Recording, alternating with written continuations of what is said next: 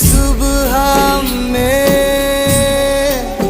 हर शाम में एक रुतबा है एक এখান থেকে ভীমরা জল তুলতো। এখান থেকে ভীমরা জল তুলতো।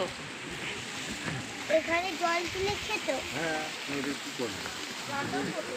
রান্না করতো। না না না, পাণ্ডবরা আগে কি করতো, এই জলটাকে ফিটিং মতনে তুলতো, তারপরে খেত।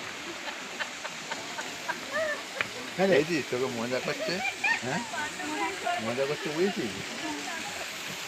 এই যা, এইদিকে যা, তুই কোথায় নেমেছিস বুঝেছিস? এইগুলো কিন্তু এই যে পাথরটা, এই গাছটা কাজ করে ফেলিয়েছে।